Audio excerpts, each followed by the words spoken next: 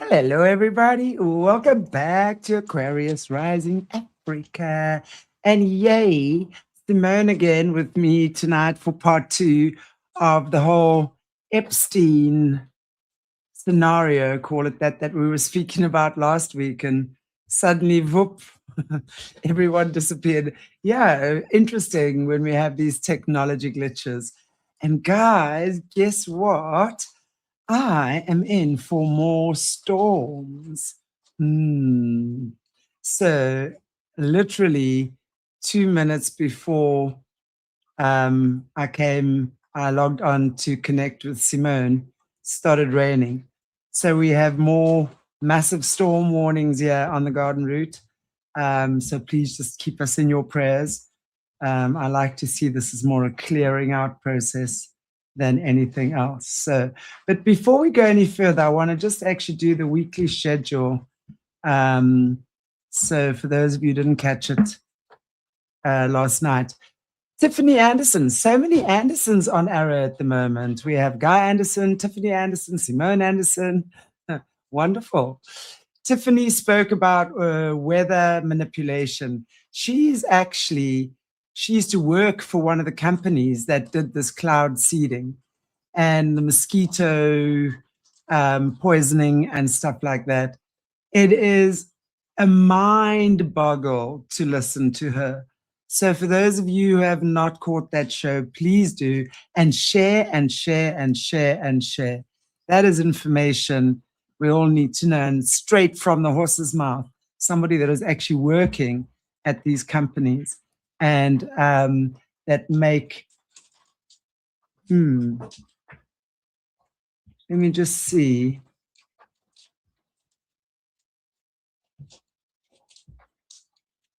Can you guys hear me? In the audience, can you hear me?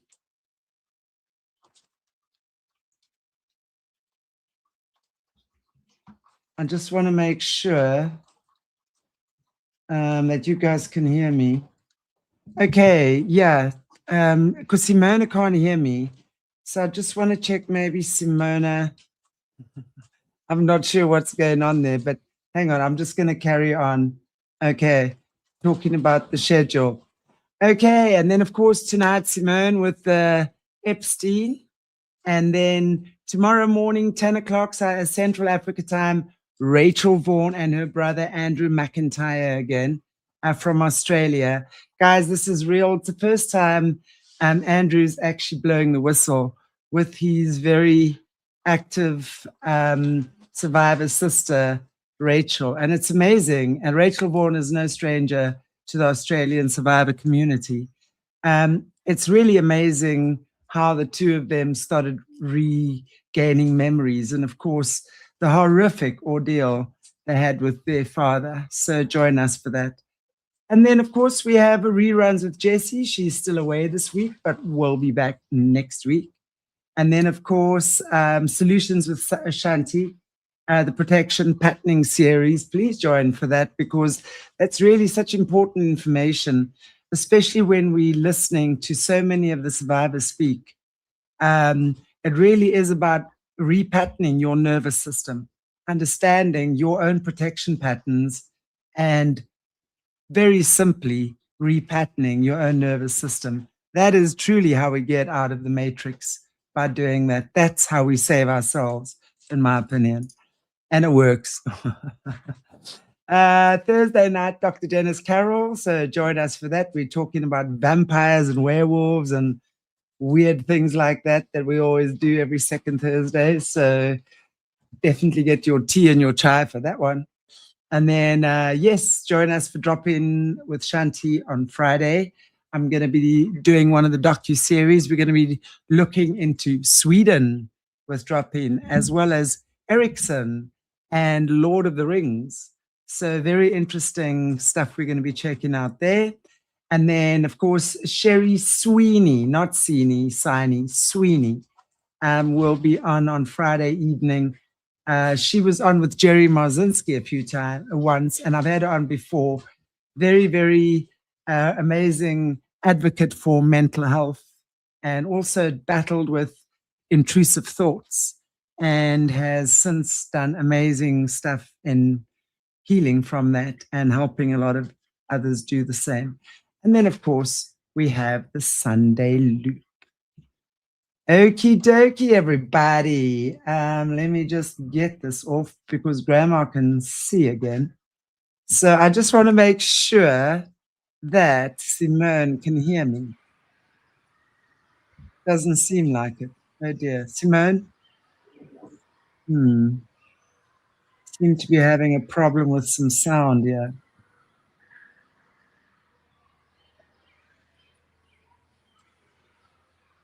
Simona. Okay, Simona can't hear me, guys. She seems to be busy doing something, and I just want to go off camera quickly.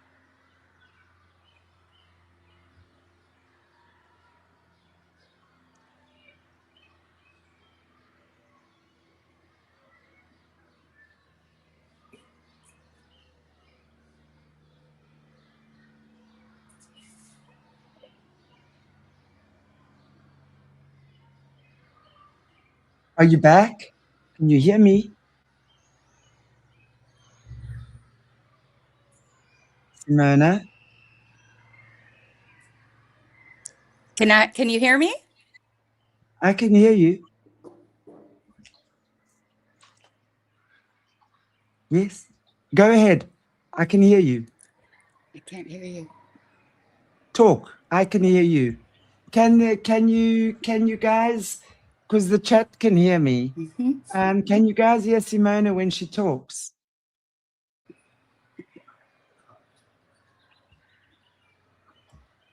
Can you just talk? Let me go in and come back in. Okay. Okay, I don't know what's going on here, but okay, so Simona is going to be going in and coming back again. Why do we always have sound problems? I mean, this is crazy, right? One would think that there was something they didn't want us to talk about, right? Okay, as long as, I mean, I can hear her, she can't hear me. So let's hope that it's going to sort itself out. I actually just wanted to mention, while we're waiting for Simone, about what Tiffany was talking about yesterday, the cloud seeding. She was actually a employee at a company that made the poisons, for mosquitoes, obviously killing the mosquitoes as well as the larvae and stuff like that. But in order for that to happen, there has to be a whole lot of other stuff that takes place, poisoning and stuff like that, and how it affects us and what they do. It's a mind boggle. We have to watch that. Can you hear me? I can hear you now. Okay, fantastic. They could hear us both. The viewers could hear us both, but I could hear you. Carry on. Wow. Okay. Very happy to have you back. Welcome back. Nice to see you again. And let's hope that this week doesn't. I was just saying, you know, it's so interesting with you and I and all the issues because with sound we have and tech stuff. It's like you'd swear somebody didn't want us saying something. Well, and I have a lot of tech issues on my channel, so I'm sure that sometimes certain words trigger the AI and it interferes. Yeah. They used to take you down when they were saying things that they didn't agree with or they didn't want to get out. They got sued so many times and lost, and they were afraid they were going to lose their status. Right now, they have a status where they're like, you know, that they're not responsible for what people post on their internet. So yeah, so I definitely think that I've been interfered with and had my shows taken down. So you have to be careful. But anyways, yeah. We're getting through. And now they just interfere with your reception and they do things like that. And they don't put you on the algorithm so your show doesn't come up. They just do sneaky things now. Yeah. That's definitely, I mean, this channel has been shadow banned for a long time. I mean, you know, they always, I mean, knocking me for copyright, you know, or something, and then they'll demonetize me. And, Well, you know, you can sell your children on Facebook though, but you can't yeah, but you express can't your talk opinion. about, yeah, you can't mention the word the pandemic, right? But you can have child porn and OnlyFans and who knows what all else goes on here. But anyway, we will continue. And that's why we really appreciate every like, share, comment. Just get the information out, guys, please. That's what gets our algorithms up. And it's what also gets this information to the ears that need to hear it. But really good to have you back. Thank you so much. We were talking about Epstein last week and the arm of the Admiralty. How do you say that? Admiralty. Just like Admiralty. admiral in the military, the admiral is the Okay. captain of the Yeah, but ship. I say military. I mean, I say Oh, the South African military. You go military. And I'm like, so many times I'm like picking up you Yanks words here, and I'm mixing it with mine, and no one knows what I'm saying. I'm going like, I mean, it's actually very like considered extremely rude to say me and my child or me and Simone in the English that I'm taught. You always right. say Simone and I or Simone and me, depending on the situation, but you never put your name ahead of the other person's. And in American English, it's always me and I'm finding myself say that more and more. Me and this and me and that. I'm like, okay. You can see who I've been hanging out with. Well, and I Yeah, did that because I worked a lot in England and in yeah, Europe. So people speak proper English, and even Canadians speak more of a proper English, where I spent a good portion of my life in Canada and married to a Canadian. So I find myself using Canadian words. And shall we go to the lift? Or should we sit on the Davenport, which is a couch in Canada? Or, just funny words. And people say, why do you use that word? And I'm like, oh, I didn't even realize I used it, but I was around it right, so much that I picked it up. Yeah. exactly. Anyway, great. Listen, so we got chopped off last week somewhere, but I think we kind of know where we need to pick up.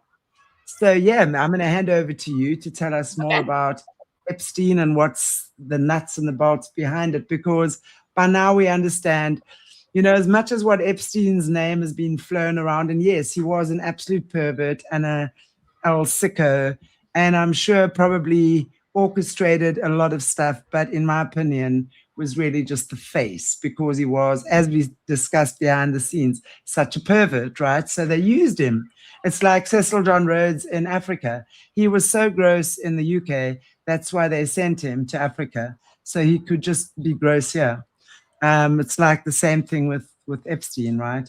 But there's an entire organizations, very, very powerful people, I've no doubt, pulling the strings there and making the moves when it comes to eugenics and stuff like that. So I'd love to hear what you have to say. Well, you're mentioning Cecil Rhodes and Jeffrey Epstein. These people come from generational families that have practiced this stuff. So it not that it wasn't happening in England; it was just happening behind closed doors.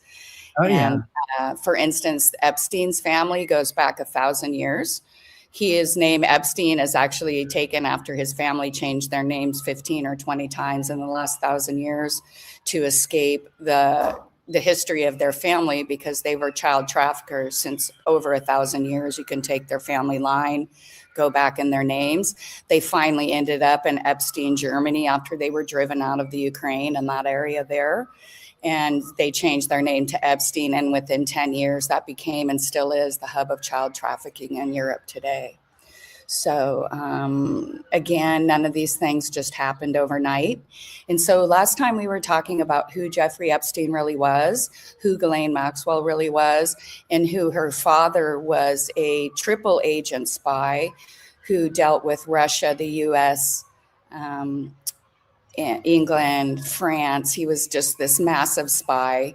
He financed the first Israeli military because no one would give them the money, because most countries understood that England did not have the right to give Israel to this group of people who tried to create other similar organizations in Uganda and other parts of Africa previously, but they were approved for this move, and no one would give them military money. So Robert Maxwell brought the first money into the military for the Israeli military.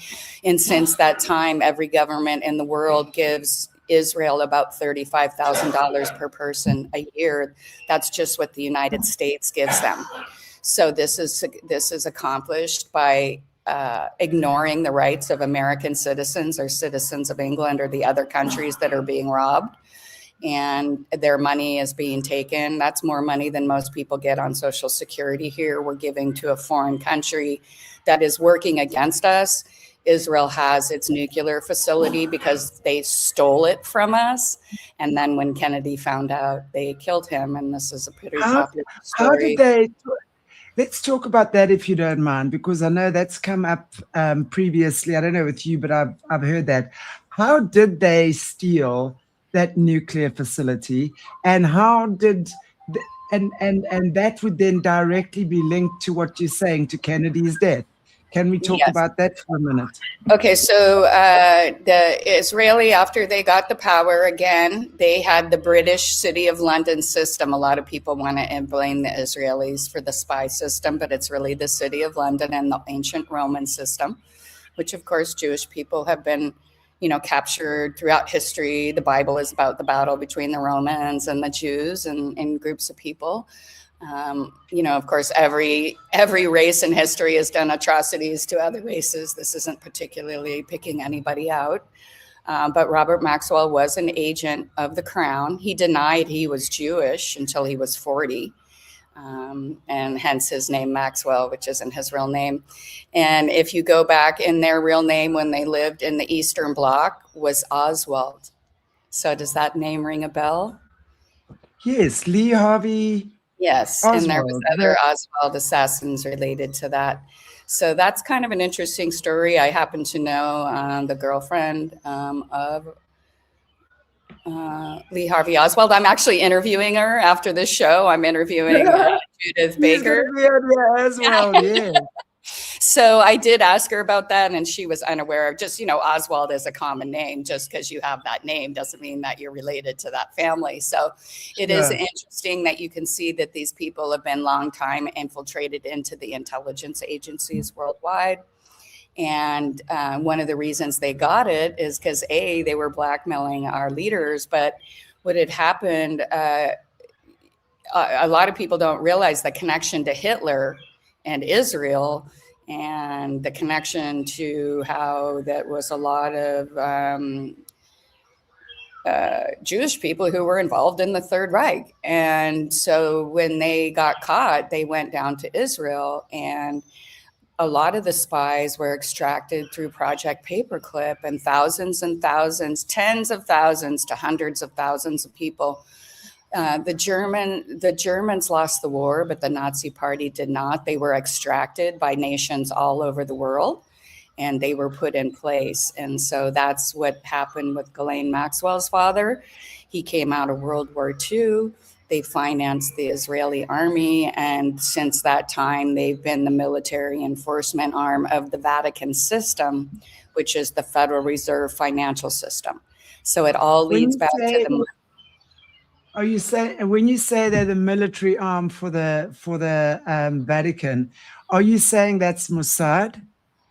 Well, it's all of our intelligence agencies. As we spoke before, there was a connection called the Five Eyes, where the intelligence agencies made this alliance after World War II, and Israel's in it. They just don't mention it in the name of Five Eyes, but it's London, Canada, the US, New Zealand, and Australia. And what's that enabled them to do, and what we saw in the Russiagate, which has been brought forward, and I don't know if you guys are having this covered, but they've showed that it was all made up and that it was a plan to overthrow. Probably Barack Obama will end up in prison over this. They've just started making the hints here in the United States. According to my contacts, we're going to see a lot of things this summer that we've never seen in the history of most of our countries, and the people that are going to be taken down. So I believe Barack Obama is one of them.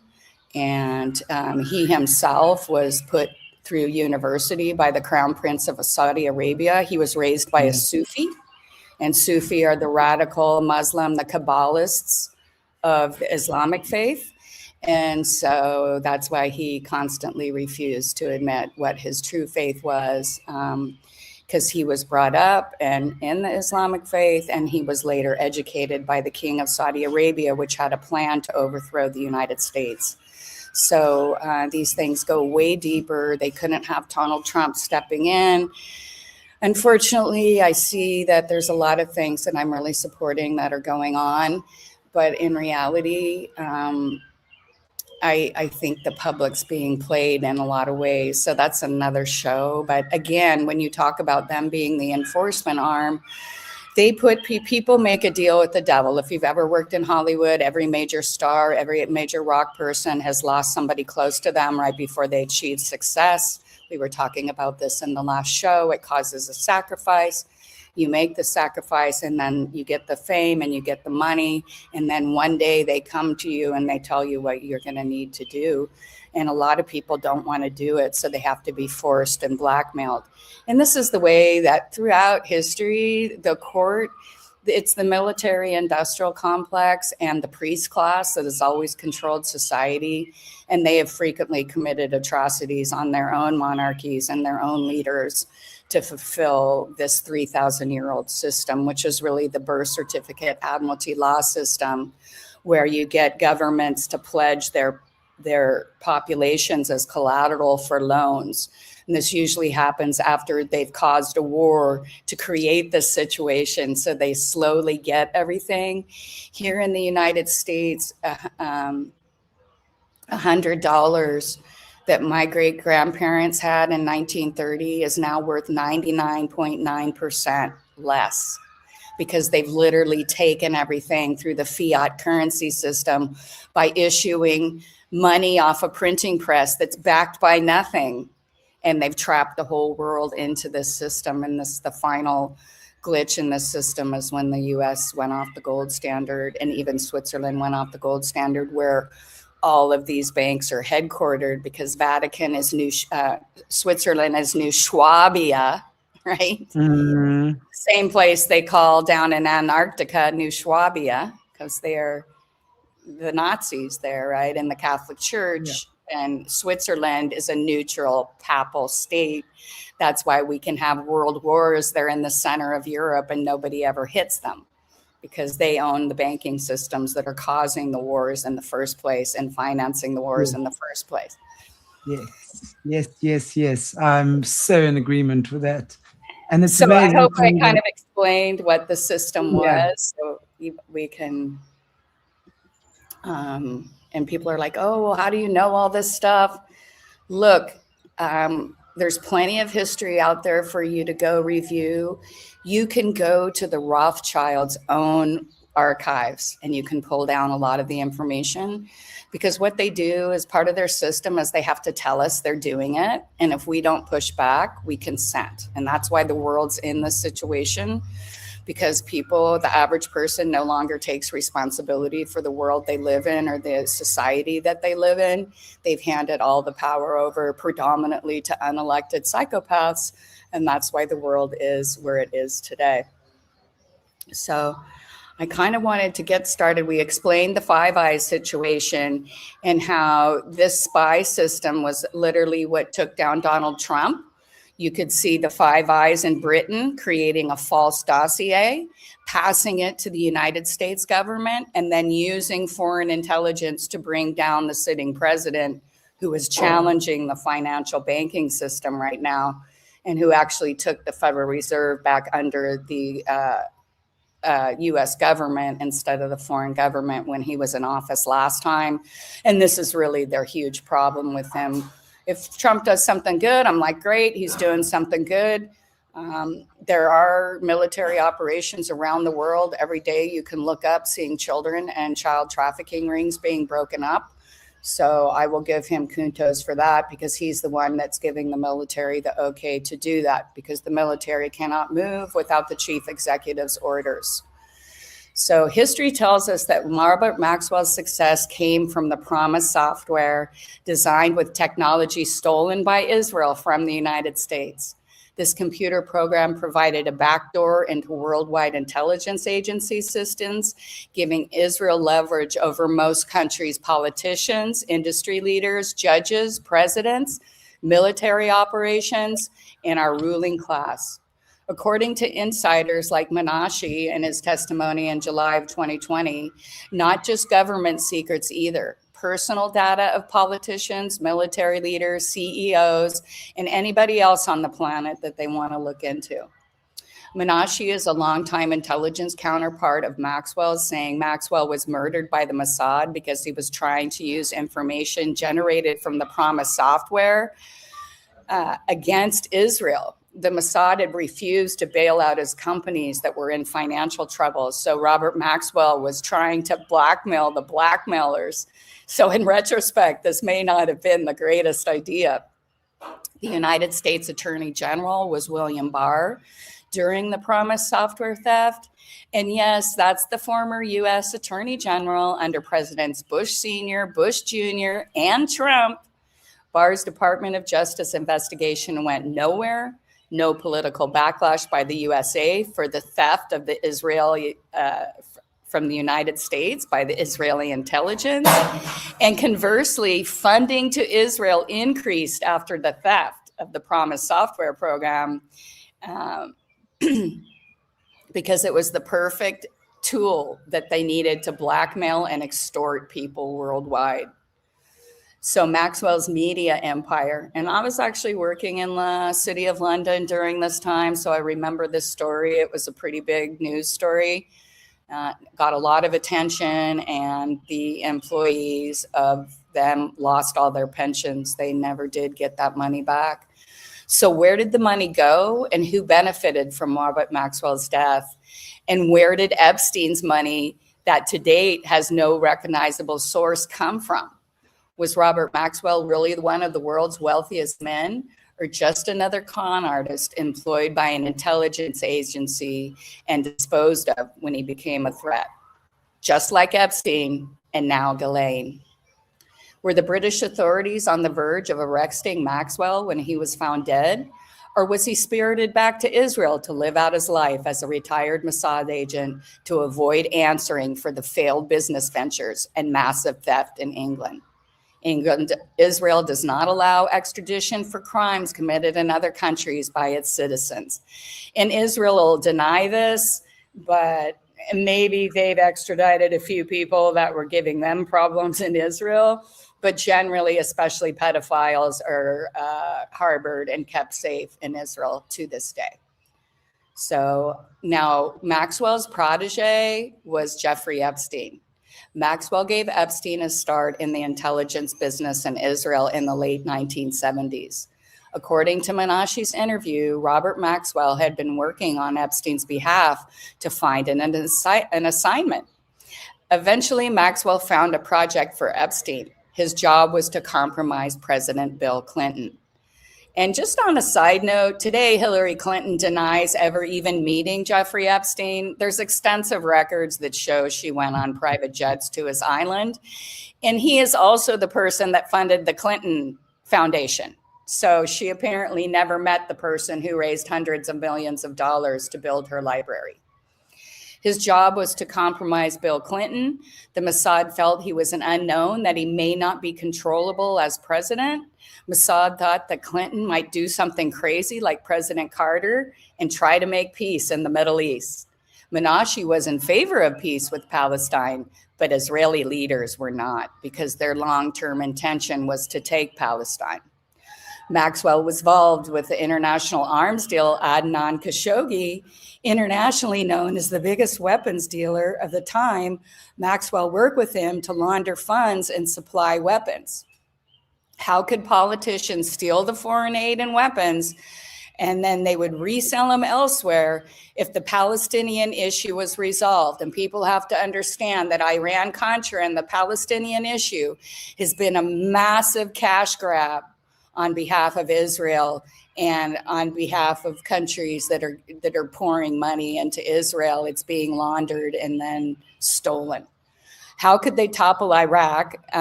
The Greater Israel policy of 1990s, people can go look at that and see that our government has done exactly what the Israeli government wanted them to do since this blackmail has began, and continue to control Iran via the CIA without constant aid and military support from other countries, mainly the US taxpayers. So Israel needed this conflict to continue so they could keep getting money from everybody. And like I said, when I looked it up a few years ago, the average Israeli gets $35,000 per person from the US taxpayer. Epstein's skill at befriending sexual deviants to blackmail them finally launched his career. Not only did he compromise Clinton, another big prize in his cap was Prince Andrew. Exploiting his desire for underage women has literally exposed the royals' personal lives and possibly brought down the monarchy. And I want to say they give a lot of attention to this, but Prince Andrew was an arms dealer. This is what royals do. This is what the elites do. They're in the arms business. They're supplying food. They're taking loans. So this is a huge money-making generator. And if the elite could have never-ending wars, they would. With the White House and the royals' compromise, Israel could continue laundering money and giving the funds to Iran, fund their expansion in the Middle East, and continue to receive aid from other countries. Today, the aid from the US alone provides Israel over $35,000 per person. The compromised targets were not just politicians. Between the promised software information and the sexually compromised world leaders, Israeli intelligence blackmailed people at the highest levels of technology, media, education, and the sciences. And this is going to be important when we look at what Epstein was actually doing outside of the child trafficking. So I'm going to pause for a moment and see if you had any questions. I actually do, which is very interesting. You're talking about Prince Andrew being an arms dealer. I mean, again, ding, ding, ding, makes perfect sense because, again, we know the law. I mean, the royal family is not even legal. They are there because the Rothschilds pretty much own them. And it makes me wonder who his handler is, right? Because he would definitely have handlers. But not only that, I then look at Harry and William, because Harry and William, and we know there's a lot of child transportation, right, that happens from Africa. Now, here's what I know, and this is also speaking directly to people on the ground. William loves Kenya. William actually proposed to Kate in Kenya. And one of the guys that was working there, a Kenyan guy, was telling me how there's an entire airport there in some, I don't remember offhand which district. There's an entire airport that only white people work at. And not only are they trafficking animals that are endemic to the African countries, right? Kenya in particular, they're now finding these animals in zoos all over the world that are endemic to certain countries in Africa. So definitely it makes sense to me that that is happening, because when we look at the WWF, the World Wildlife Foundation, that was started by Prince Philip and King Bernard, right? And one of the main aims was to stop the rhino poaching. And hello, what animal went extinct? And elephants. I know there was others as well. I'm just focusing particularly on Africa. So they are known to have created the wars in Kenya between the tribes up there, which makes perfect sense that there would be a lot of arms dealing going on there. And then, of course, you have Harry, who loves Botswana. That's our neighbor. And he proposed to Meghan in Botswana. And he's very much engaged in anti-poaching for the rhino and stuff like that, but yet they very much engage in big game hunting. There are a lot of and Trump's kids, those Trump boys are always shooting our big game, sitting there. I'm sorry, I cannot tolerate those guys after I've seen what they do to our wildlife in Africa. It's disgusting. I mean, the one Trump son, I can't remember which one. I want to say Eric, but I can't. I mean, he's like sitting there after he shot an elephant foot off, right? They've cut the foot off already, standing there, and he's got the tail in his hand and then hanging on to big leopards and stuff. You see, this is what I'm saying. It's like there's something about wildlife, Africa, the trophy hunters, trafficking, gun running makes a lot of sense. And the royal family is involved because they obviously, I mean, Africa is still controlled by the British Crown, right? The Dutch and the Dutch East India Company and the British East India Company still exist. Yes. And those people control them. And I think we're just seeing an extension of what they did for the last 500 years since they, I went back into Joe Biden's history, and his family co-founded the transatlantic slave trade back in Ireland way back when. Kamala Harris's family, both Kamala Harris's family and Joe Biden's family were receiving payments from the British government from 2015 since 1836 when slavery was made illegal. They were getting bought out. You know how they're always talking about people getting compensated for what they lost? Actually, Joe Biden and Kamala Harris's family has been living on the remuneration for the slaves they lost in 1836 until 10 years ago. So that's why they're heavily involved in the human slave trade and why they had no problem opening our borders and letting over 1 million unaccompanied children into our country, which most of them have disappeared. I think they've recovered 150,000. So I'm explaining that the power structure in our world and the people in power all belong to this cult, and they've all been doing this for a long, long time. And so we just have to realize that we're watching an illusion in almost every single thing that we've been taught about the way the world works, the world wars, the depression, the financial system is a lie. And it's all being perpetrated by these people. And the reason they're so desperate right now is because the monarchies lost their power almost 200 years ago. And they don't want to let it go because they literally own the people. And that's why you see people like Prince Charles is a Muslim now, because that's the way he can oppress his people. Their goal is to insert Sharia law over the whole world. And I believe that's being implemented by King Charles in England right now. And they're just using different strategies. Unfortunately, they tried out on all the African people. But there's a reason that a majority of the European population got on ships to nowhere and went to America, Australia, and New Zealand because of what these people were doing. But they've taken over the whole world in this system now, so there's nowhere to run. So we have to stand and fight. Oh, absolutely. Absolutely. I mean, that's really, they've infiltrated every possible fiber that they can.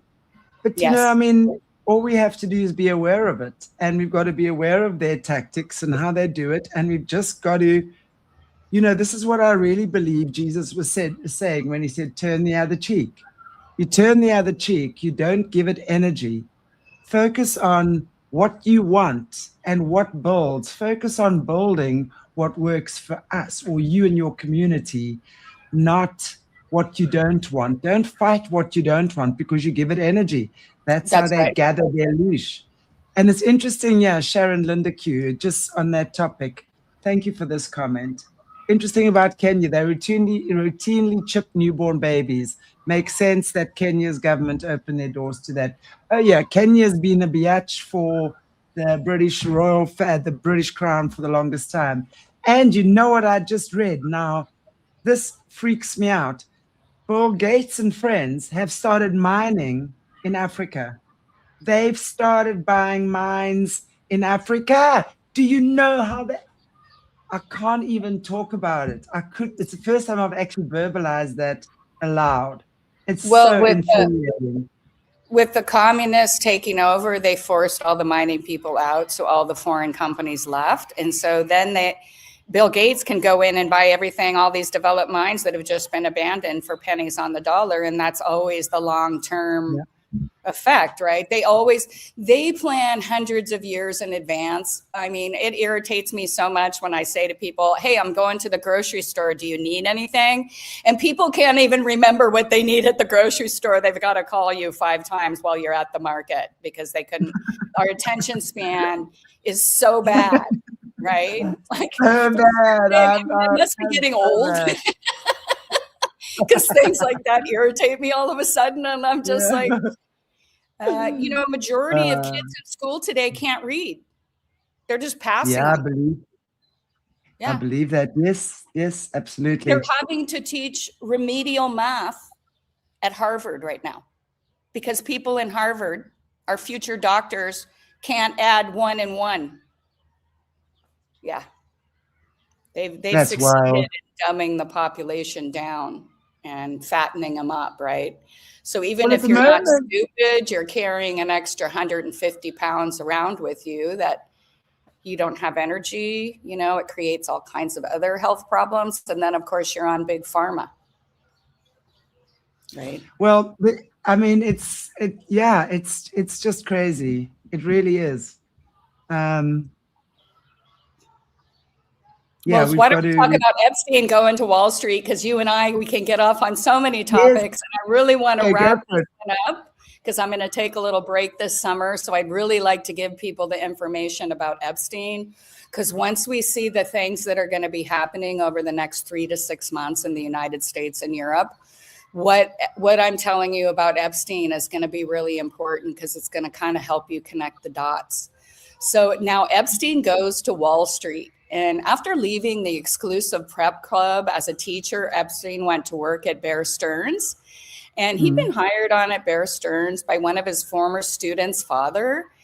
His career there was unremarkable. And to this day, the media or Wall Street insiders cannot identify a big deal that Jeffrey Epstein ever made his fortune from.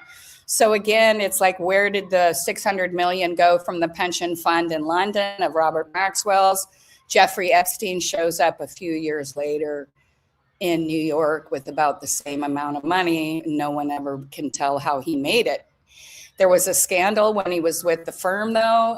Bear Stearns was caught offloading its worthless junk bond assets off to an Irish company at the end of each month.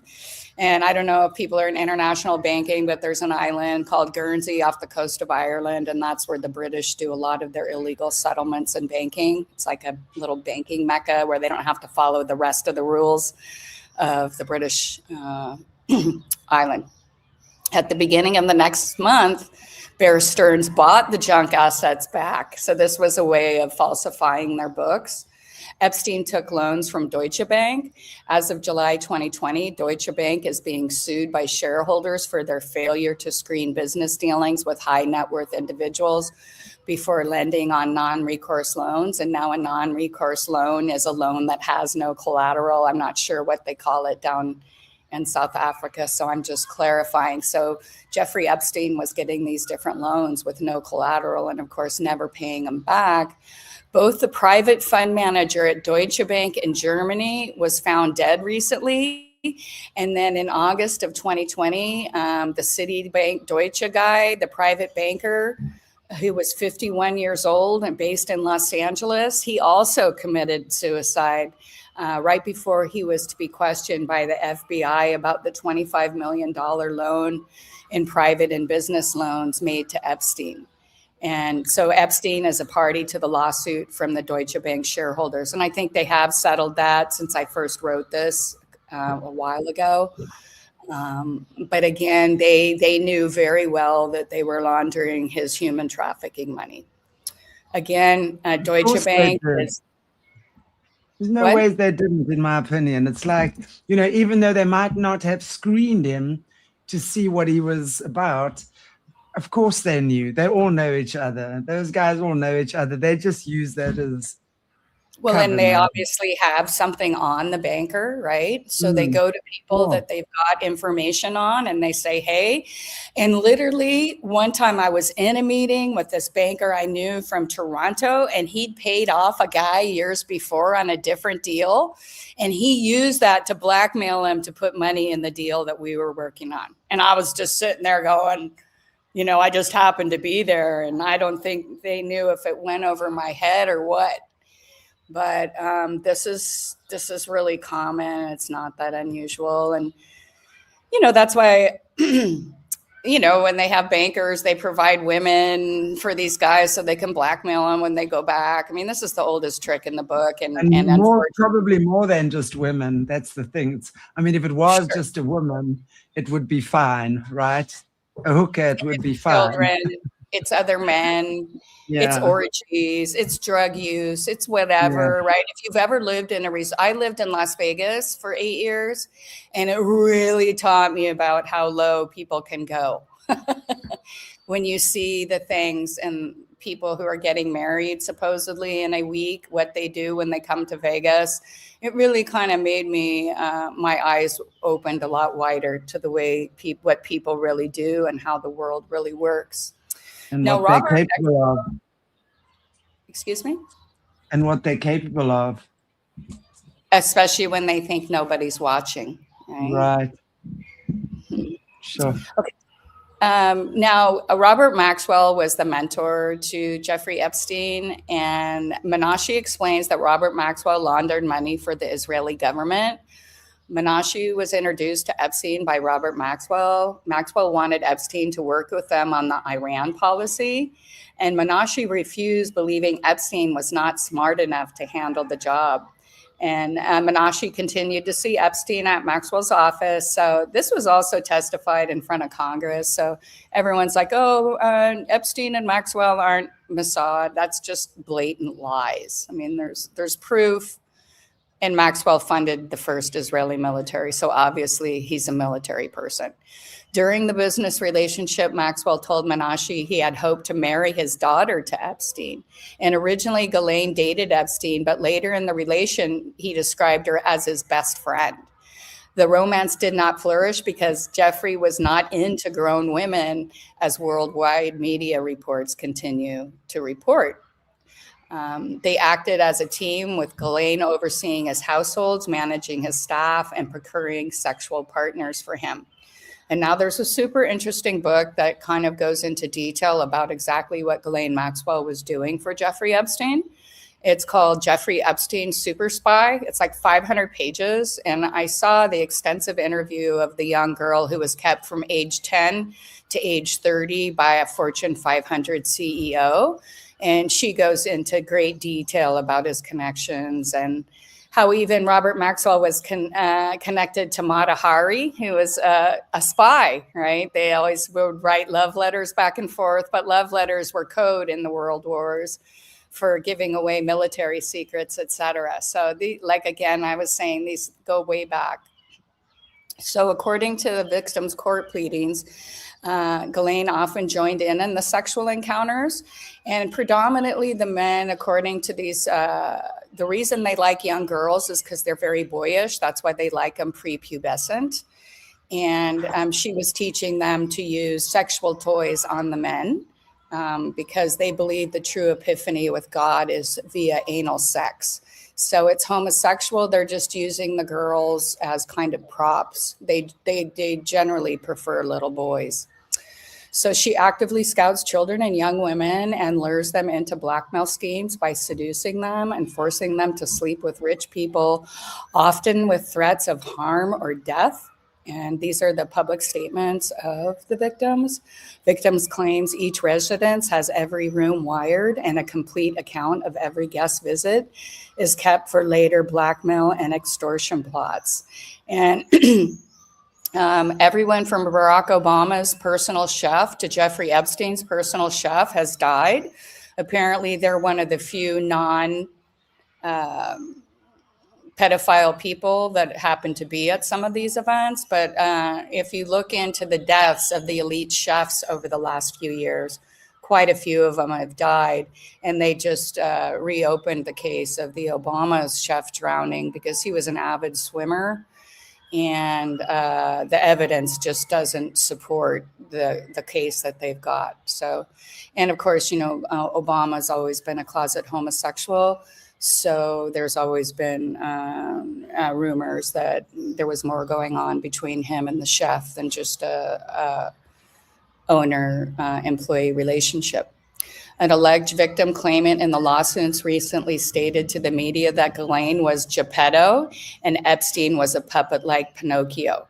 As you may recall, Disney's Pinocchio story is about a man who wants a little boy as a puppet. Pinocchio runs away and is captured by a man who kidnaps boys and takes them to Pleasure Island for money. Okay, what did they call Epstein Island? Pleasure Island. And once you understand that Walt Disney was a Nazi and a pedophile, you start to understand a lot of the Disney stories. I think even the one where they're on the Lost Island where the children get taken away and they get drunk and they're smoking. And all of these things are grooming activities for older men on younger children. So some of the adult characters meet one man offering high prices for little boys. This is literally some of the text of the Pinocchio story that Disney put out. So there's literally someone selling little boys as far back in the 1950s, right? So Walt Disney was a Nazi and a pedophile himself, and possibly also a transgender, if you look at his body type. So he came right out of this cult, and he openly is a D-Malay, which is the boys group of the Freemasons. So when you go to Disneyland, they have Club 33. That's an underground club. And literally, this is how I live about 10 miles from Disneyland. I was in the Hilton Hotel one time after NAMM, which is the music association from all over the world. It's like one of the biggest music conferences in the world. And the first time I ever found out about any of this stuff, I was sitting next to a man and he looked upset. And I just said, "Are you okay?" And he goes, "Yeah." He goes, this is the last year I'm coming to one of these events. He goes, "I'm so fed up with," he worked for a really big band I'm not going to mention. He says that all of the musicians were leaving after the concert to go to the underground sex club at Disneyland and rape little girls.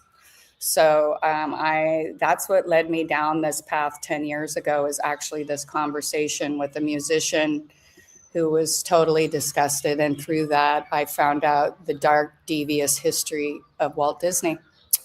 So another man sets out to kidnap a boy and gets paid. This is kind of the story of Pinocchio. So, I mean, I don't know if you guys remember seeing this Pinocchio. So they kidnap a little boy and then the guy gets paid. And then he's never allowed to leave Pleasure Island, at least until they grow up. And so Disney was literally telling us what goes on amongst certain people in these groups. Does this storyline sound familiar to Epstein and Maxwell's victims? So is Epstein the mastermind genius touted by the media? Or was Ghislaine the power behind the throne? Or have other players taken over for Robert Maxwell like Wexner and become the handler of both people? So I'm going to go into Epstein's career a little bit because this is also very confusing. Epstein began his career as a prep school professor, but he did not have a college degree. So that's right, kind of confusing. Why would you get hired at a prep school if you don't have a college degree to be a professor? After a stint in education, Epstein moved to Wall Street and Bear Stearns with the assistance of one of his students' parents. He became the sole financial manager of Lex Wexner, who is touted as the richest man in Ohio. And Wexner was the CEO of Victoria's Secret. I think do you guys have Victoria's Secret in South Africa?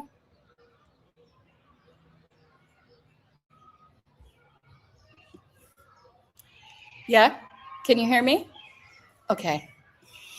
Now Les Wexner owns the limited brands, Victoria's Secret and Abercrombie Fitch. And he was bankrolled by the Epstein-Maxwell activities. So he's self-described Jewish Israeli philanthropist. Wexner has been tied to the Genovese crime family. And when I was first investigating Jeffrey Epstein, and I wrote this, most of what I'm reading to you, I wrote about 8 years ago. And I actually, when I got to the Genovese crime family, I got scared and started not airing some of my research because the Genovese crime family still runs the United States. And that is actually a real threat to somebody like me who's exposing this information, because people were dropping dead all over the world when this information was coming out. So reports indicated he was involved in art, sex, and drug trafficking, because the art business is also a massive money laundering operation, and people are paying $100 million for these stupid paintings where people have done a brush mark across the thing. It's all just a big con. Now,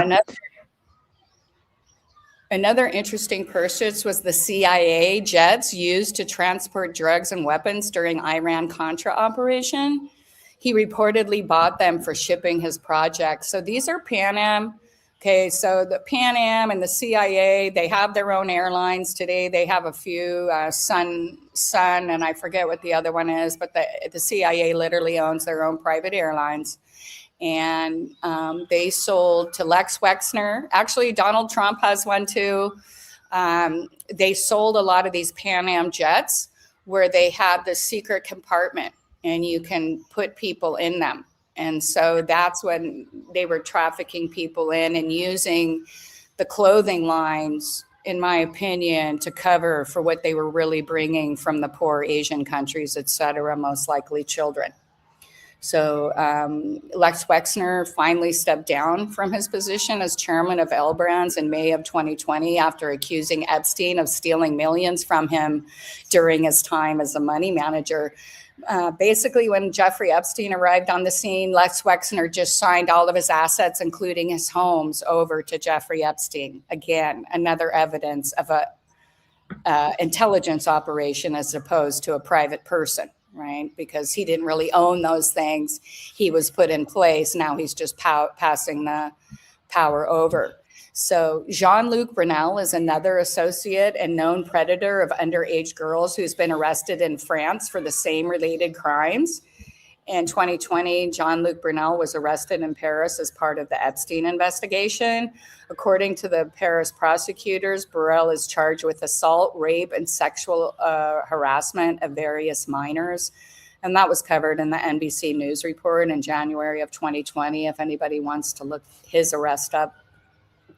This group of people appears to have worked together in different ways over the years. And subsequently, he was found dead in his high security prison cell. And there's also, a guy up in Canada who I actually knew and attended events at. He was the Vancouver social scene is pretty small. So I actually have come into contact with some of the people that I'm going to be talking about in different presentations I do. I worked in international finance, so it opens a lot of doors and you get invited to a lot of things you wouldn't get invited to generally. Wow. Okay, so I'm going to go ahead. No, sorry. What are you going to say? Oh, I was just going to go on to Epstein's early career, but if you had a question about what we just said, go ahead. Carry on. Okay. So I'm going to talk a little about Epstein's early career. And he was hired at the Dalton School by our current, under William Barr was the attorney general when Epstein was arrested. But his father ran the Dalton School, okay, the one that Epstein got a job. And if you understand William Barr, he's a Zionist and a deep state actor here in the United States, right? So I believe they have always been connected through the Mossad, through the Nazis that were brought over here, because again, the Nazis practiced pedophilia, incest, and all this kind of stuff that we're seeing because of the religion the Nazis practiced. And we've gone on about that, who I show you, who most organized religions are mostly serving Satan, not the other way around. So a science fiction. So what's really, this guy at the Dalton School, Bill Baller's father, wrote a letter called a book called Space Revelation while he was there working at the Dalton School. And it's a science fiction about interplanetary colonization, an American man who is captured and becomes a sex slave in space. So now we're hearing about how there's all these off-world sites and all this stuff, but he was writing about this stuff in the 1970s. They always— And this is what's all the time when you're looking at the secret space program survivors, right? It's happening, and they're telling us again in plain sight. I mean, wow. Right. And here is a book written by a guy. And I know this all seems kind of random, but I'm trying to show people patterns and show how this is generational, and how all of these people, when you point to events that have changed the world and our perception of the world, all of these same people seem to be involved, whether it's them or their grandfather, right? Or when you find out they're illegitimate child of a Rockefeller, like Bill Clinton probably. And you know, if you've ever looked at a picture, the Bush family, Barack Obama is the nephew of George Bush Sr. His mother was George Bush Sr.'s uncle, right? So these people are all connected. One time I saw a picture, it was during the Haiti fundraising for Haiti. I saw George Bush Sr., Barack Obama, and George Bush Jr. standing next to each other. They have the exact same facial profile. Their noses are the same, except Barack Obama has darker skin. And so it got me into researching it. And his mother, him, Dick Cheney, Barack Obama, Sarah Palin, they're all first cousins through Papa Bush, right? So many observers find the Epstein hiring unusual since he didn't have a college degree that's commonly required to teach as a professor at a swanky university. Some find the sex slavery plot of the book especially interesting as they investigate Epstein's sex slavery, human trafficking. And it's the forefront of news today. And it just seems kind of oddly strange that all of these culminating. And then he goes to Bear Stearns, which shortly after that gets caught up in the collapse, and they're completely out of business today. So where did all the money from wherever they touch, the money seems to disappear, and no one ever needs to know where it goes. So, exactly. Did you ever watch that interview with Epstein with Steve Bannon? Yes. It's he kind of, you know, Steve Bannon tries to actually ask him, and he uses the analogy of a human being, you know, with different parts of the body that just stop working.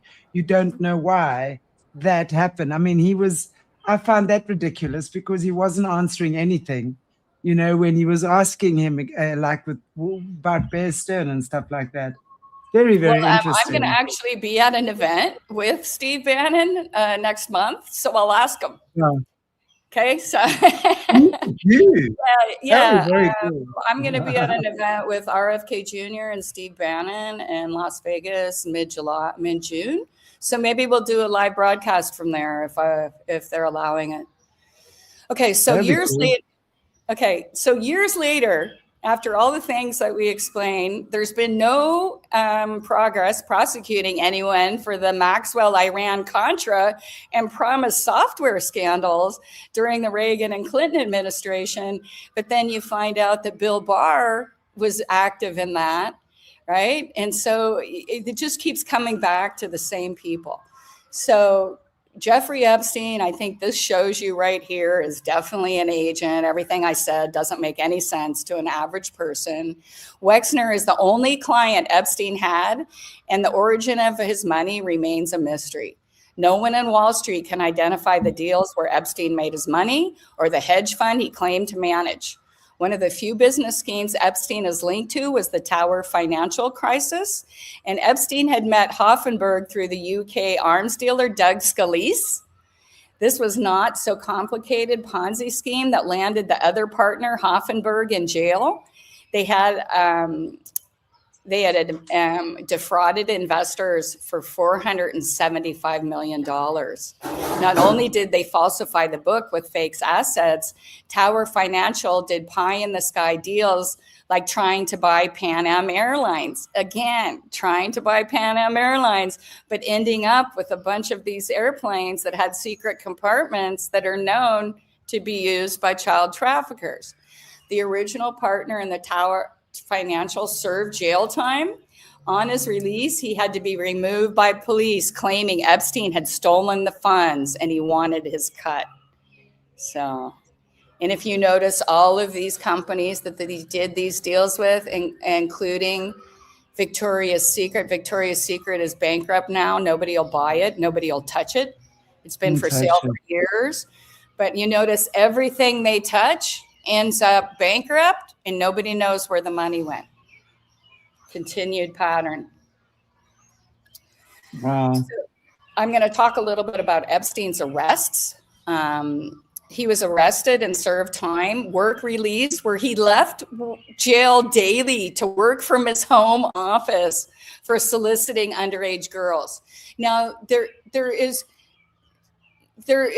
it's illegal to have sex with young girls. There's no such thing as where it's legal to solicit underage girls. This is just another crazy crime they committed, right? They convicted of a crime that didn't even really exist because it's fake on the top. A girl underage cannot consent. So how can she consent to being trafficked, which is a contract with somebody to pay you for being, you know what I mean? So it doesn't make any sense at all. It doesn't. Wow. So this controversial verdict released him from registering as a sex offender in some states like New Mexico. And again, in New Mexico is where his chef mysteriously died after this case was opened up, because they were doing all kinds of experiments and creating a super soldier baby farm down there. And that's a whole other story. But Epstein has a ranch in New Mexico where he planned to create his own race of people by impregnating 20 women at a time. Epstein was open about his ambition, according to top scientists and academics from Harvard and other schools. And there's much more information now, and you can see that both Harvard and Stanford were closed for 2 years after COVID, because I believe they were heavily involved in some of this stuff. Bill Richardson, the Democratic governor of New Mexico, who has since died, and prominent Democratic Party operative, was a frequent guest of Epstein.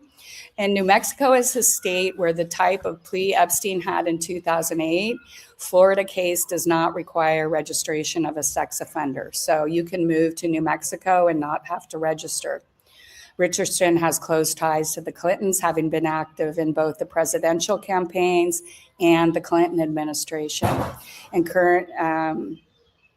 right before he passed away, or after this 2020 situation, Bill Richardson was working unofficially as a world peacemaker, traveling to Myanmar to meet with military leaders that overthrew the last government. Okay, so Myanmar is a huge drug trafficking and child trafficking hub outside of China, on the border of China. And since that time, a lot of attention has been drawn to Myanmar, and I think they're straightening things out. But when you hear that someone from the Clinton Foundation is going to help somebody in another country, be really scared for the people who live in that country, because it's going to be a mass harvest of their children and women, and there'll probably be some drugs involved there too. So absolutely. Myanmar is considered to be, by the United States government, to be one of the top human trafficking countries in the world, alongside China and South Sudan. And that's coming from a report in June 2018, when they did an in-depth look at Myanmar. And again, I think things are a little bit improving for the people there. I pray that's so. The Clinton Foundation has been active in Myanmar since at least 2013. In 2015, when the new recently overthrown government was elected, Hillary Clinton took credit for the Democratic vote being successful, led by her when she was head of the Obama State Department. So they were, again, using the Dominion software they used to cheat in South Africa. And if you go way back, who designed and funded the first cheating algorithms and the machines? Mitt Romney and the Mossad. So this has been going on, and one of the reasons we see all these governments in the world being taken over by authoritarian rule is because they've been using this to put their people in place. So going back to Epstein, the Florida government prosecutors failed to follow procedure and did not notify the defendants of the deal with Epstein because it was so ludicrous, right? They didn't notify the people, which normally they go before the district attorney makes a deal.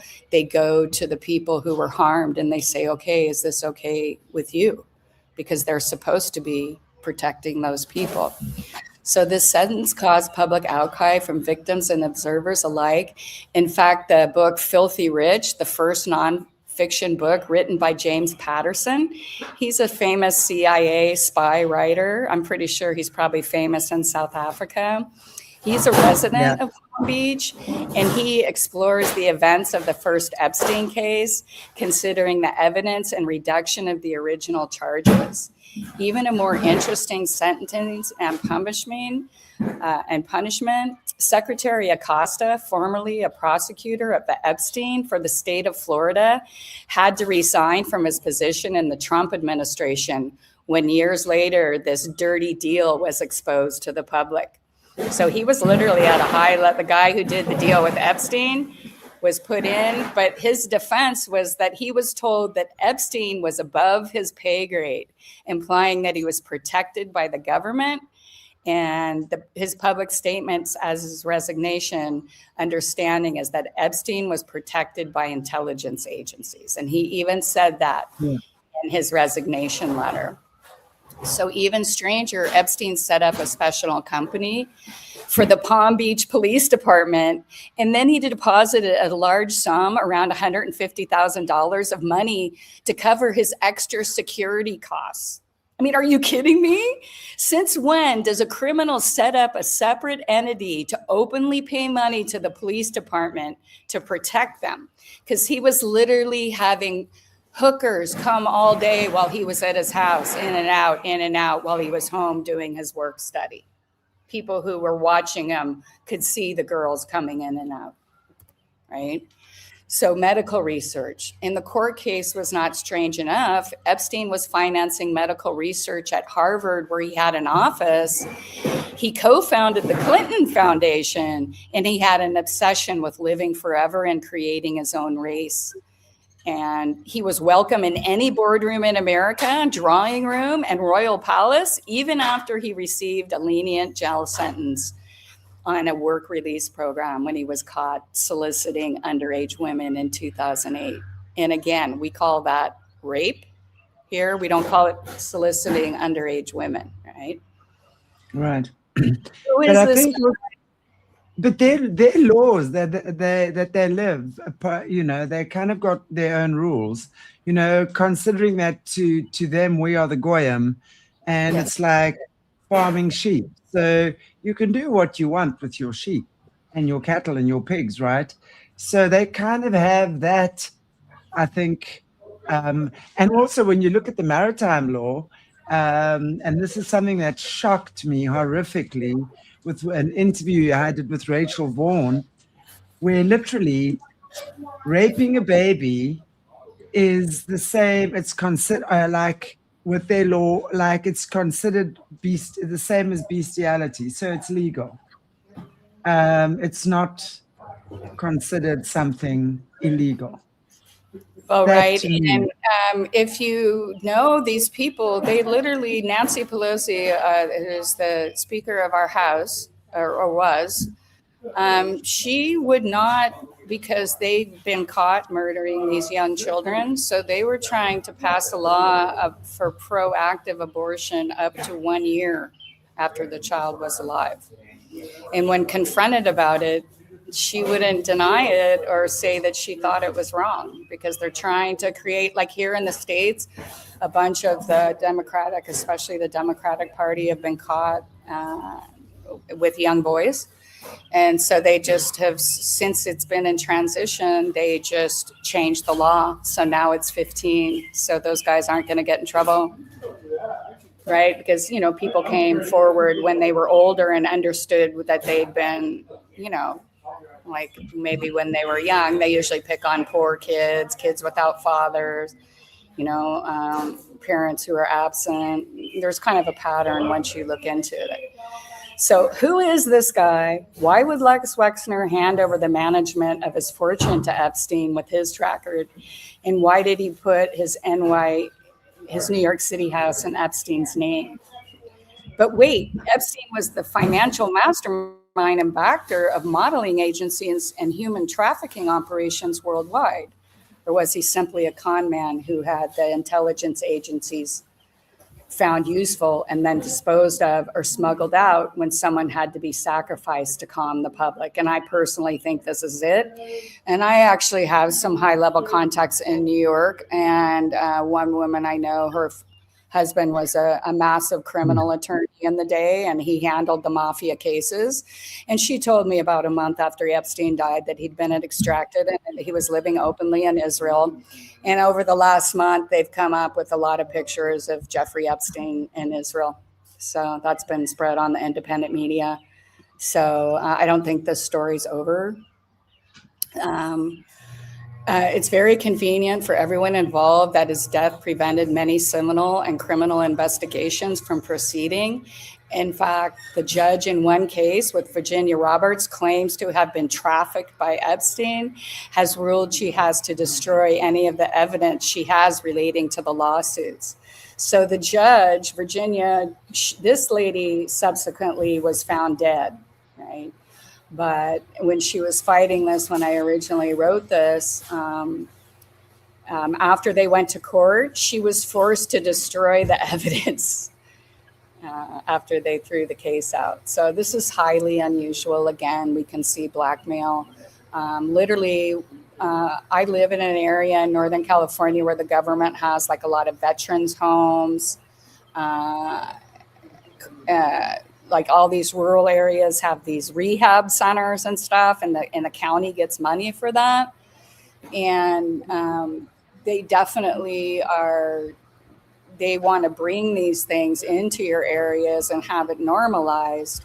And it's part of what they're doing, because pretty soon the stuff that these people, if they keep going ahead, the stuff that these people are doing in their book will be legal shortly. So they're just inching all of this stuff closer and closer. And that's the attack we see on our children's bodies, where the schools, where a child can't go to a rated R movie, but they can have their genitals mutilated at age 10, and their school's doing it. And right, this is all part of this, because they're trying to normalize everything they've done.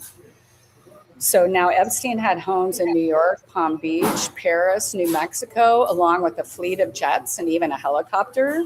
And apparently, when interviewed by the Daily Mail after his 2008 jail sentence, he was in the process of buying a home in Saudi Arabia.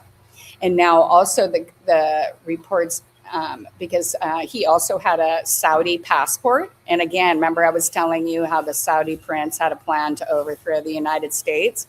When our country went bankrupt in 1999, they went and bought all of our debt.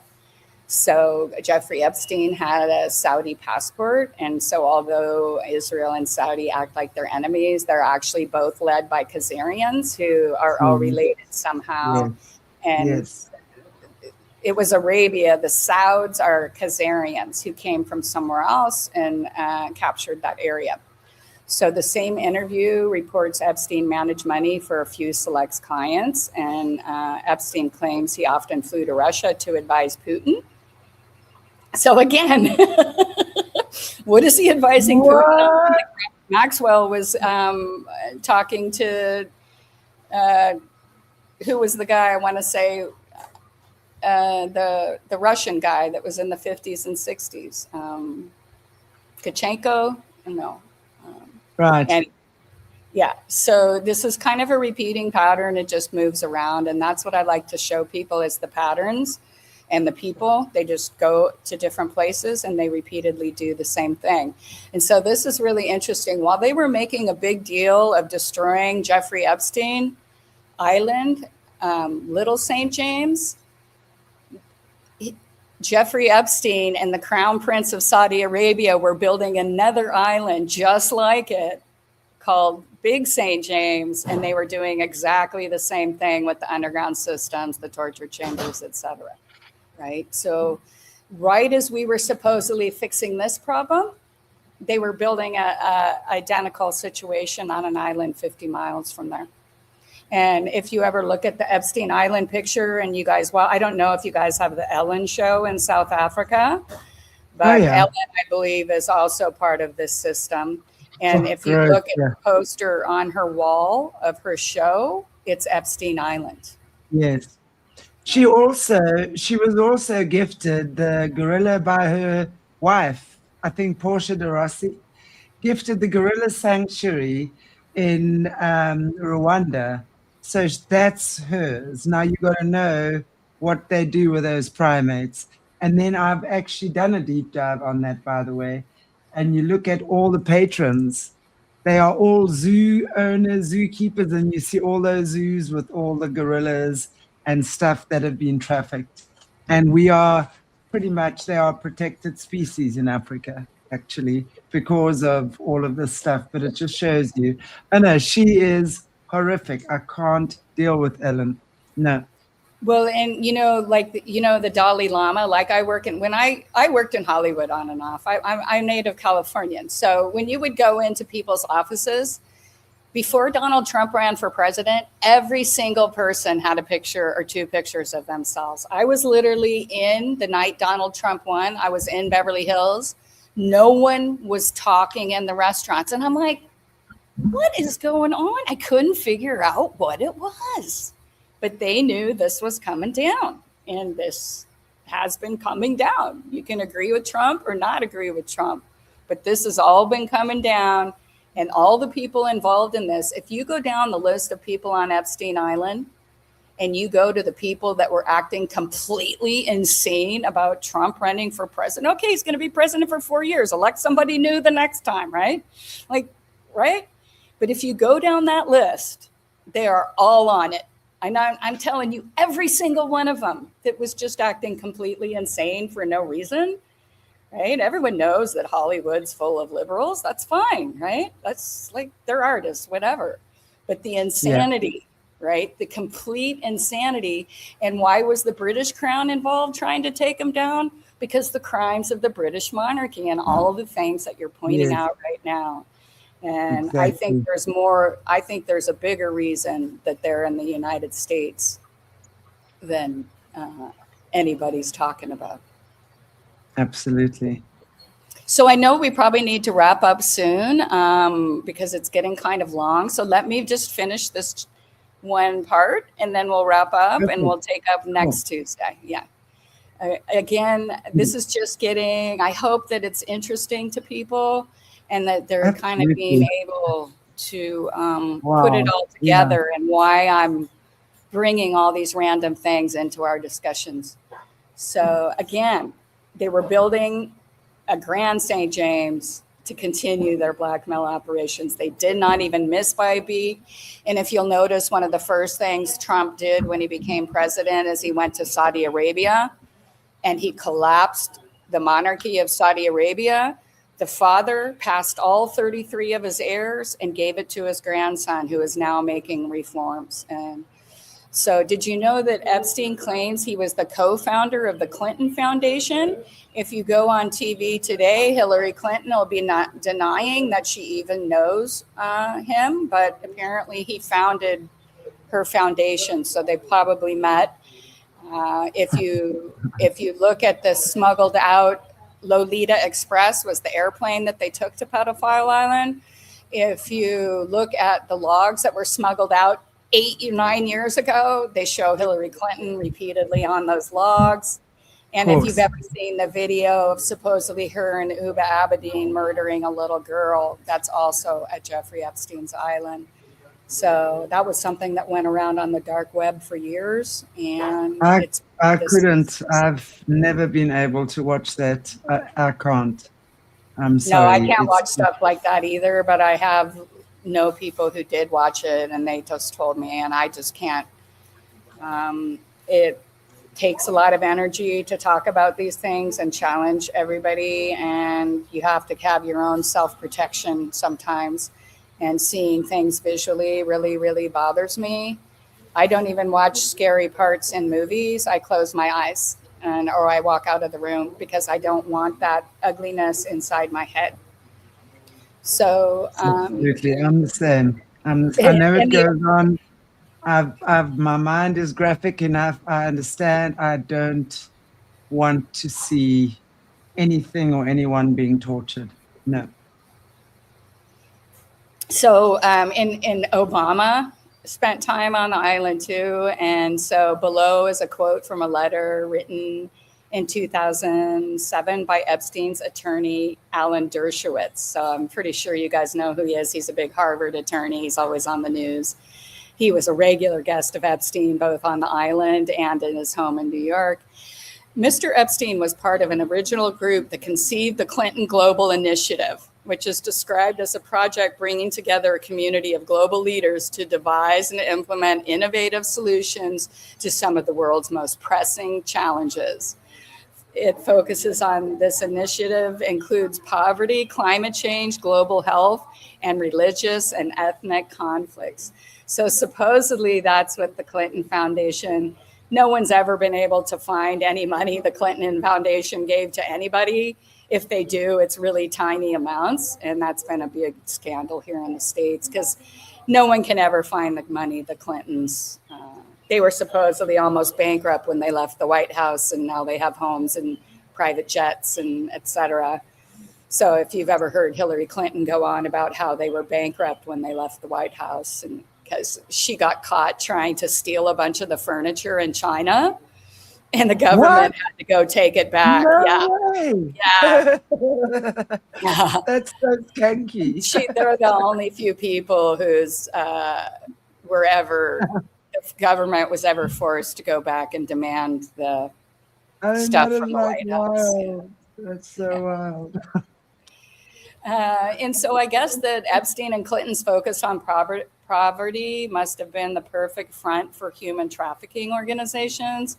Epstein bragged about buying girls or offering modeling contracts to girls in the Eastern countries, then forcing it into his web of sexual blackmail and sex with wealthy people. Now, the Maxwell and Clinton government connection is well documented, with the Clinton Foundation funding Maxwell's Save the Ocean charity. And this is a whole other thing that you're going to crack up about. If you don't cry, you're going to laugh or you're going to cry.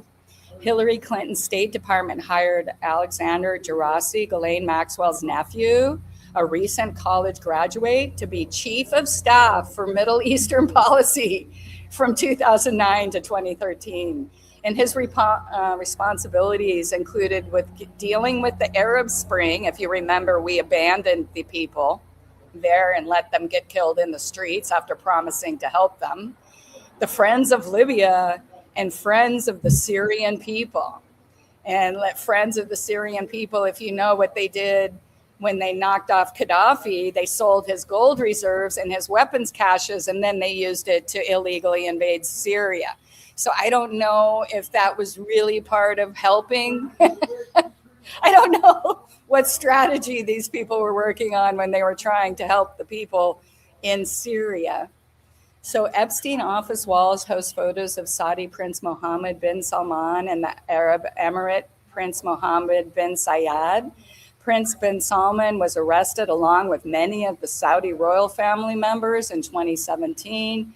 Was Epstein Island purchased by Prince bin Zayed? And if so, why? Bin Zayed claims Epstein managed his money and made the purchases without his knowledge. Saudi Arabia's King Salman bin al-Abduz Al Saud has changed his pick for a successor. He named his Prince Mohammed bin Salman as the crown prince. and he deposed Prince Mohammed bin Nayef from his post. At 31, the country's new successor to the throne is 50 years younger than the current monarch. And so he's probably around 35 or 36 now. And you can see that he has been trying to make changes, and women are allowed to drive. Women are allowed to leave the house. They started bringing a lot of different events and circuses and ball games because the Saudis were leaving when they could. And every time they wanted to go and do anything fun, they had to leave Saudi Arabia, and they took all their money with them. So Saudi Arabia is running out of oil. So they're trying to diversify their economy. And one of that ways of doing that is keeping your people at home. So they spend their money at home. So he has made some great strides. Whether or not it'll last, I do not know. And so this is the Brina Knaus. I don't know if you know anything about that. I don't know, child of Melania and Jeffrey. Do you know anything about that stuff? No, I've never heard of that. Melania and Jeffrey have a child? There's so much stuff going on around the internet, and this Brina Knaus, whatever, I have seen that, which, again, if it had to be, I'm sure it'd be eugenics or something like that, right? Because when you look, I've also seen a picture of Epstein with a little kid that looks exactly like him. There's no doubt that that's Epstein's kid.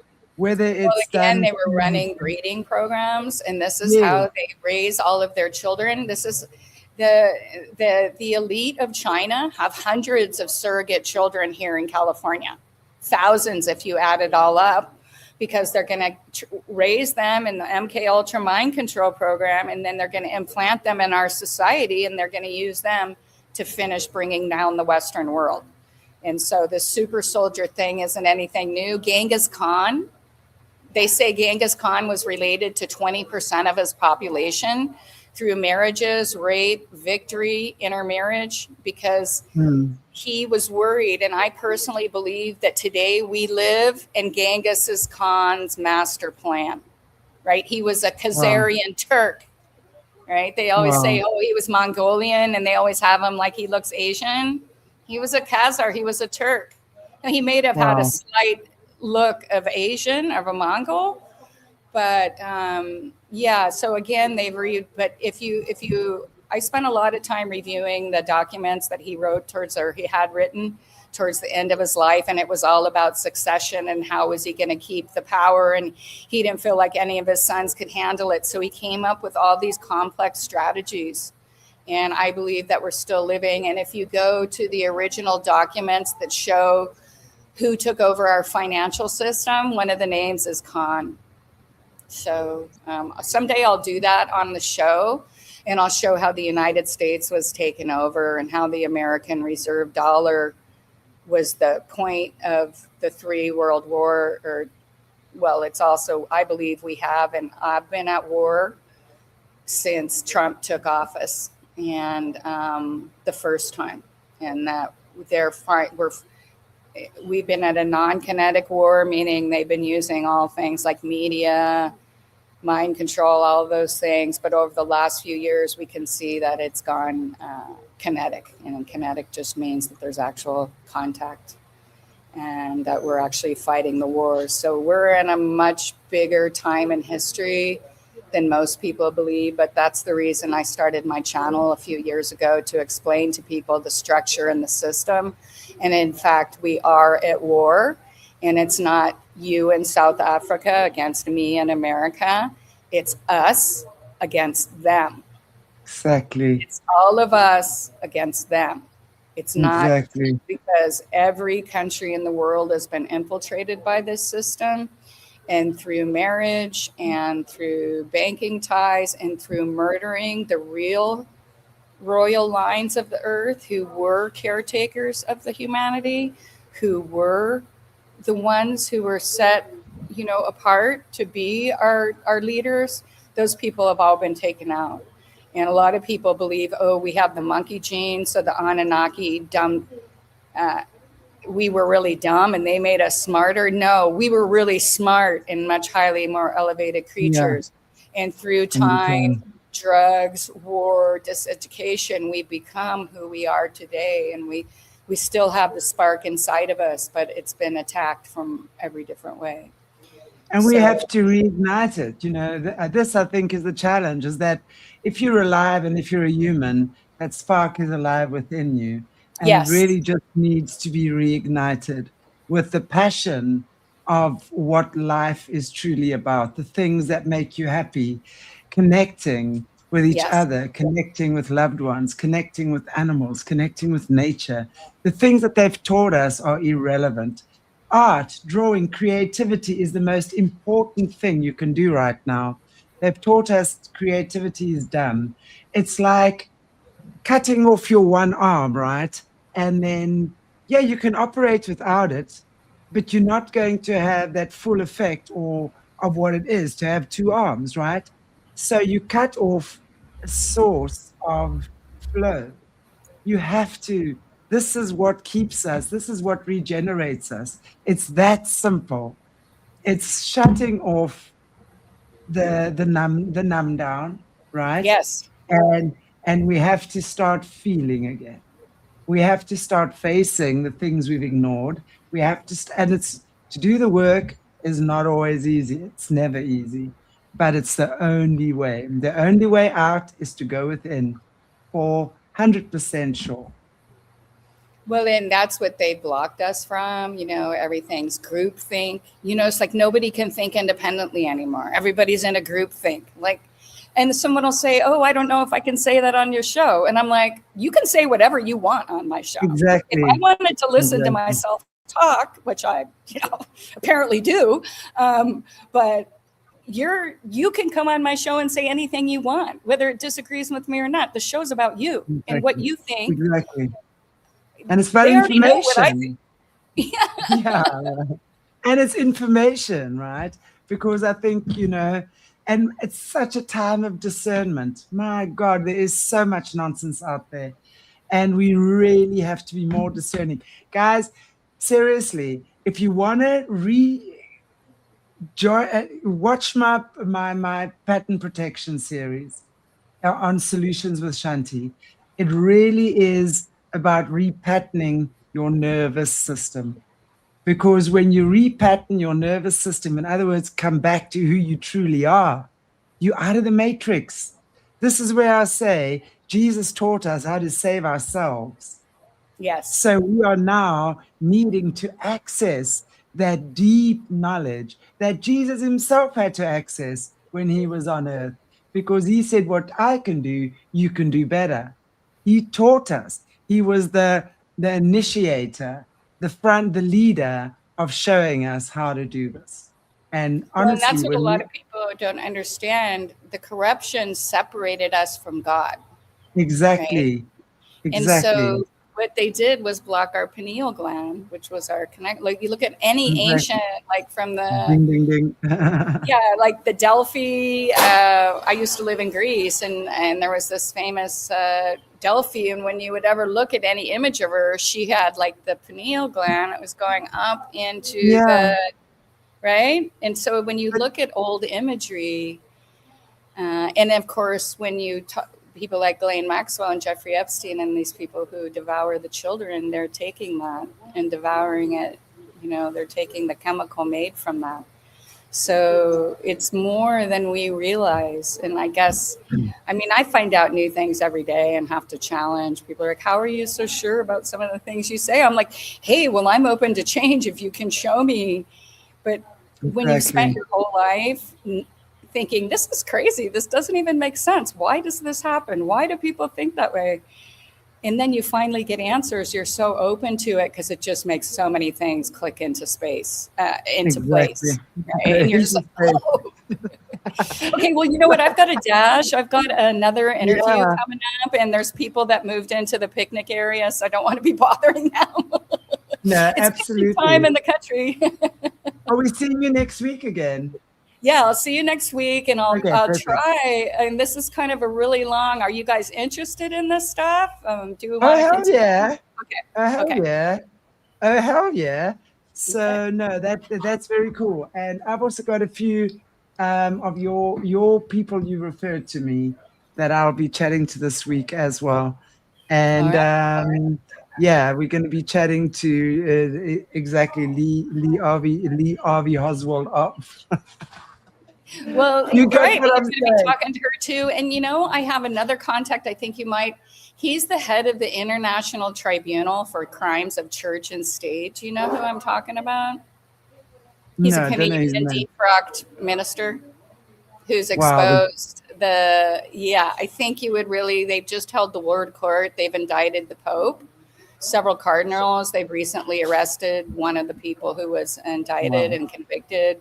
Was the head of the Church of Canada, previous head of the Church of This is Canada. fantastic news. Yeah, so I think that This is I'll try to connect you fantastic. to. Wow. Yeah. He's Thank a God total word that. of inspiration. He's the one that the reason that the British monarchy refused to come back to Canada because they were afraid they were going to get caught for some of the crimes that he exposed. They took 10 children from an orphanage, Queen Elizabeth and her husband, on their honeymoon. Yes.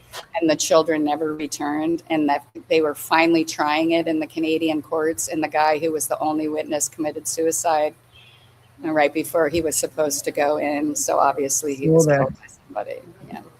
Cool. So he's got a lot of great books, and I'm talking about all of the Indigenous people. Canada is still 2% is still owned by the Indigenous people, not claimed by the Crown, and they're trying to take the rest of that. And there's literally women and children disappearing all over in northern Canada, where the Chinese have brought their military and they're occupying the northern part of Canada and all the mining camps they took hold of. And the Canadian police are covering up the crime. So that's a whole other story. And there's extensive documentation and books and court documents to support everything that I'm saying. So I think that would really be an awesome interview, and I'll try to connect you with him soon.